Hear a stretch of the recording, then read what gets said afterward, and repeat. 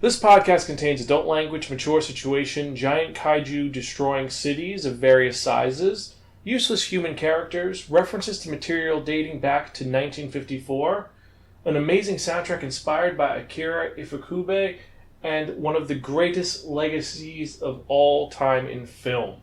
Listener discretion is advised.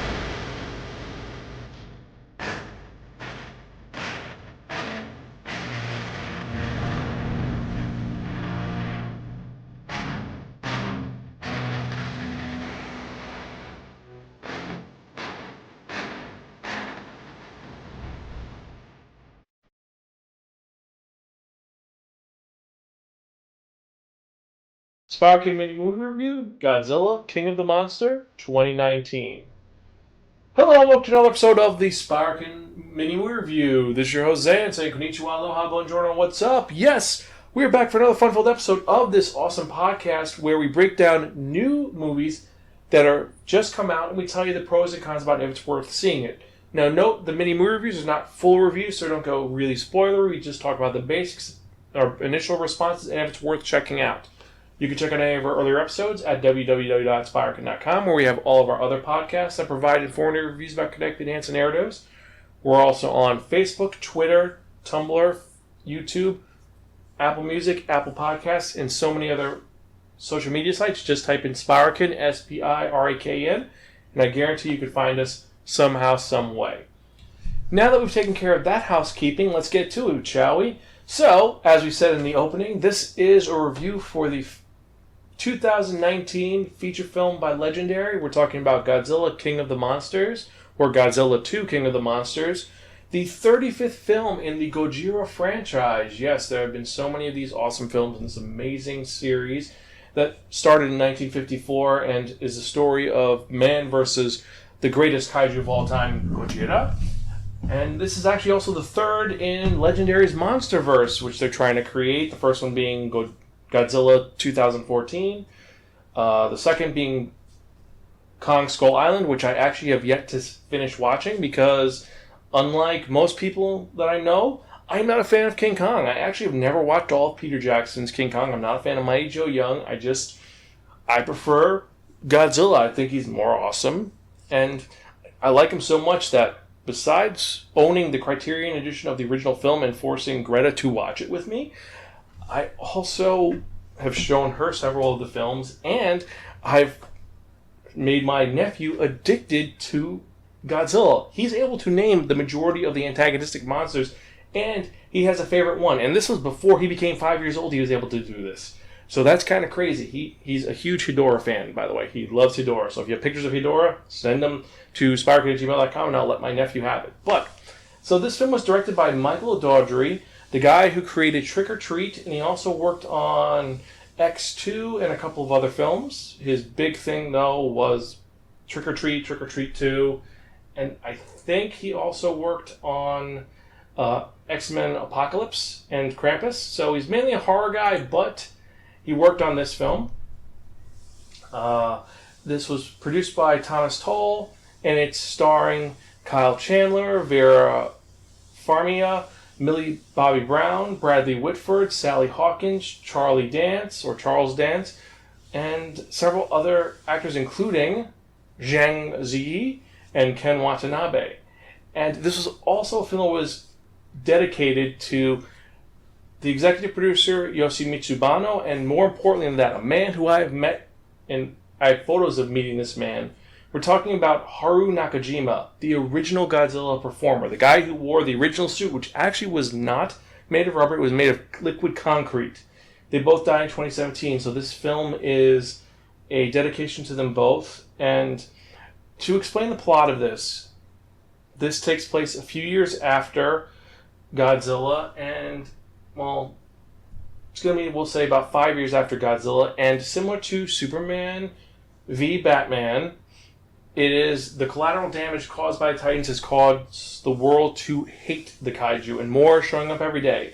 So they're trying to determine what to do. They're trying to have Monarch, the organization that is researching these monsters, take responsibility for these monsters and kill them, even though Monarch wants to study them. And as they're studying the various monsters, a mysterious eco-terrorist group led by Charles Dance, ends up kidnapping the lead researcher and her daughter. We're talking about Dr. Emma Russell, who's played by Vera Farmiga, and Eleven, or Millie Bobbie Brown, who's probably the best actor in this film. That's not a kaiju.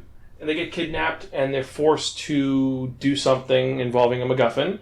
And this ends up awakening Monster Zero, a.k.a. King Ghidorah. And Godzilla must now fight King Ghidorah and a bunch of other monsters as well. And what can I say about this film? The visuals are a little better than the first film. Let's get that out of the way. In the first film, the big complaint everybody had was too much humans, not enough monsters. Every time there was a monster fight, it would show the monster for a second, then cut away to something else, or it would be a background image, or it would be human character is watching TV and it's the fights happening on the television. Stuff like that was happening. This film corrected that. However, they swung it in a different direction because they still have that problem that so many modern kaiju and giant monster movies has, having them fight in the fucking dark.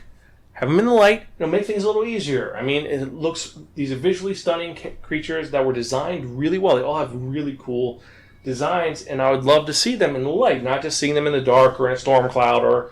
And that was one of the issues with this film. There were some great designs, but the fights are kind of obscured by darkness. Even though, with that being said, there is a reveal of one of the Titans. Specifically, we'll just spoil this little part. We're talking about Monster Zero himself, King Ghidorah, in the middle of a storm cloud, and just you see lightning, and you just see him illuminated, and it looks sinister and scary and crazy.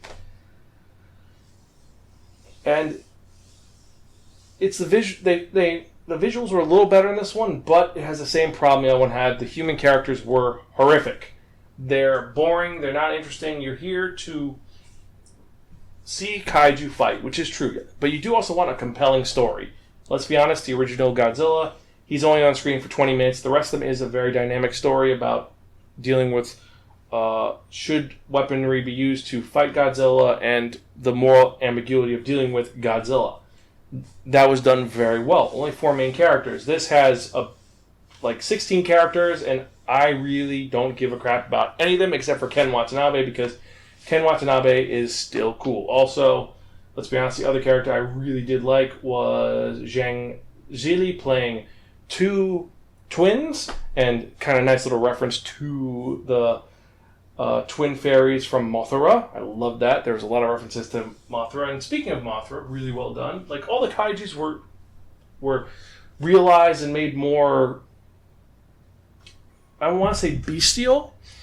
Mothra looked more like a praying mantis mixed with a moth. There are scenes where she's very beautiful, but there are also scenes where she's very terrifying.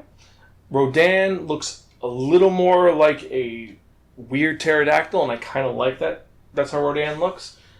Ghidorah is menacing, and also in the behind the scenes, they actually had, instead of it just being like in the old films where it's puppet where it has one string controlling 3 heads, they're actually mocap with 3 different actors.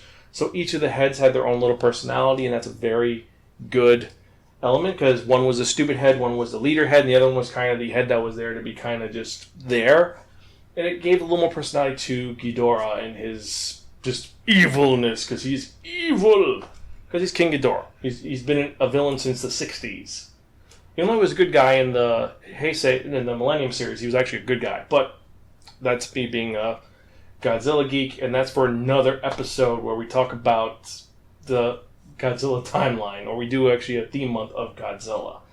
Actually, if you guys want us to do a theme month, email us, zanspiraken.com. That's actually going to be the random question today. Do you want us to do a theme month of all the Godzilla films? Because there are so fucking many of them.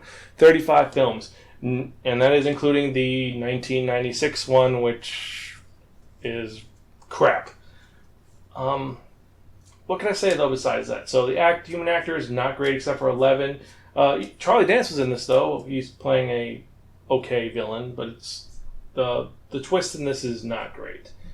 There's a lot of fan service, absurd amount of fan service to fans of the franchise. Everything from old weapons from the first film to certain characters re-emerging, and even references to actual actors from the old series showing up. So I've got to give it props there. I will say that the big Easter egg, the big thing that, and it's not too much of a spoiler, is that Bear McCready did the soundtrack.